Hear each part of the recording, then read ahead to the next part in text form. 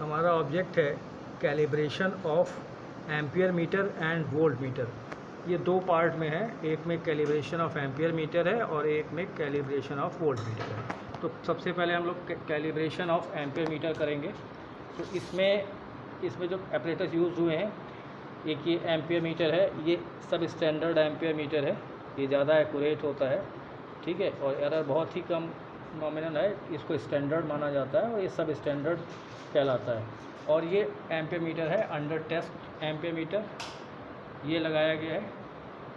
और यहाँ पे ये एक इनपुट वोल्टेज देने के लिए यहाँ पे एक ये वैरिएक लगाया गया है, इससे हम इनपुट वोल्टेज को एडजस्ट कर सकते हैं। और इसके साथ चूँकि हम लोग को एम्पियर मीटर का यूज़ कर रहे हैं तो इसलिए लोड का भी यूज़ किया गया है। यहाँ पे ये इंडक्टिव लोड लगा हुआ है। तो ये सारी चीज़ें सीरीज़ में लगती हैं। इसका जो सर्किट डायग्राम है वो इस तरीके से है। यहाँ पे सोर्स है, सोर्स उसका स्विच है, उसके बाद एक ये वैरिएक दिखा रहा है, यहाँ पे वैरिएक दिखा रहा है, यहाँ पे ये वैरिएक दिखा रहा है। वैरिएक के बाद ये सीरीज़ में स्टैंडर्ड एम्पियर मीटर लगा हुआ है, सब स्टैंडर्ड एम्पियर मीटर, और ये अंडर टेस्ट एम्पियर मीटर लगा हुआ है, और ये लोड लगा हुआ है, इंडक्टिव लोड जो अभी आपको दिखाया था। तो ये सब चीज़ एक सीरीज़ में कनेक्ट है। जब लोड को ऑन करेंगे तो करंट ड्रॉ होगी, और करंट सब स्टैंडर्ड एम्पियर मीटर और standard under test ampere meter से फ्लो करेगी सेम करंट, और उसको हम मेज़र कर लेंगे और नोट करके इसकी एक जो टेबल है यहाँ पे बनी हुई है, ये एम्पियर मीटर की रीडिंग अंडर टेस्ट वाले की, फिर एम्पियर मीटर की रीडिंग स्टैंडर्ड की, फिर 80 माइनस AS, और उसका बाद परसेंट एरर निकाल लेंगे। परसेंट एरर है 80 minus AS upon AS into 100, तो परसेंट एरर निकल आएगी स्टैंडर्ड सब स्टैंडर्ड एम्पियर मीटर के रिस्पेक्ट में निकल आएगी। तो इसको हम परफॉर्म करके देखते हैं।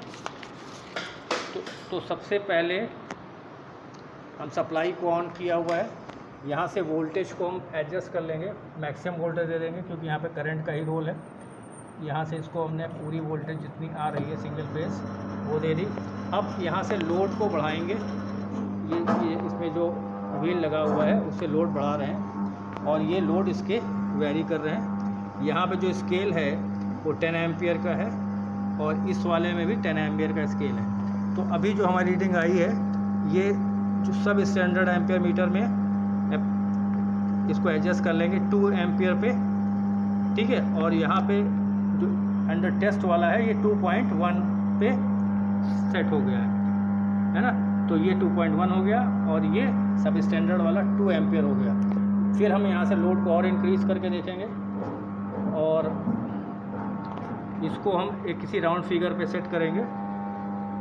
तो अभी ये सेट हो गया है हमारा 5 एम्पियर 5 एम्पियर पे, और ये जो अंडर टेस्ट है ये 5.1 एम्पियर पे थे। इसी तरीके से और भी इम्प्रूव कर सकते हैं, इंक्रीज़ कर सकते हैं, और उसके बाद ये रीडिंग्स हम टेबल में लिखेंगे और उसको कैलकुलेट करेंगे। ये हमारे एक्सपेरिमेंट का दूसरा पार्ट है। इसमें हम वोल्ट मीटर्स को कैलिब्रेट करेंगे। यहाँ पर ये सब स्टैंडर्ड वोल्ट मीटर है जो 300 वोल्ट की रेंज में सेट है, यहाँ मल्टीपल रेंज का है। और दूसरा वोल्ट मीटर जो अंडर टेस्ट है ये भी 300 वोल्ट की रेंज पे सेट है यहाँ से, और इसमें ये वैरिएक कनेक्ट है, और वैरिएक से आउटपुट जो है हमारे दोनों वोल्ट मीटर्स में जा रहा है। तो वोल्ट मीटर में कनेक्शंस किस टाइप के होते हैं? वोल्ट मीटर हमेशा पैरेलल में कनेक्ट होते हैं।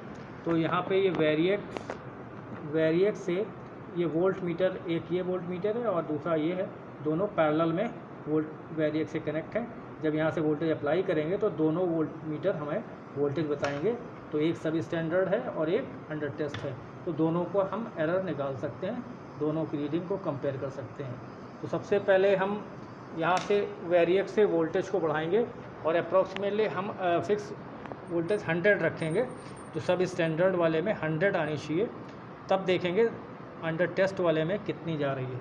तो जैसे मान लीजिए ये 100 है वोल्टेज, तो सब अंडर टेस्ट वाले में ये 100.1 है, 100.1 है। इसी तरीके से एक रीडिंग और ले लेंगे, 200 वोल्ट पे ले लेंगे। तो 200 पे हमने सब स्टैंडर्ड को सेट कर लिया वोल्ट मीटर को, ये वोल्ट मीटर 200 पे सेट हो गया, और जो सब अंडर टेस्ट वाला है वो 200.1 आ रहा है, 200.1 आ रहा है। तो हम इन रीडिंग्स को कंपेयर कर लेंगे और परसेंट एरर निकाल लेंगे। तो दो टेबल हैं हमारे पास, एक एम्पियर के लिए और एक वोल्टेज के लिए। दोनों टेबल्स में हमने कैलकुलेशन करके यहाँ पे रखा हुआ है, इस तरीके से है। यहाँ पे पहले करंट वाले में है 2.1 और स्टैंडर्ड वाले में 2 था, और दूसरी रीडिंग 5.1 थी अंडर टेस्ट वाले की, और सब स्टैंडर्ड वाले में 5 था। तो 0.1 का डिफरेंस है, और 0.1 के हिसाब से जो एरर आ रही है एम्पियर मीटर में, एक में 5% आ रही है और एक में 2% एरर आ रही है। इसी तरह वोल्ट मीटर में भी सब स्टैंडर्ड में जब हमने 100 रखा था तो अंडर टेस्ट वाले में 100.1 था, और जब हमने सब स्टैंडर्ड में 200 रखा था तो इस अंडर टेस्ट वाले में 200.1 था।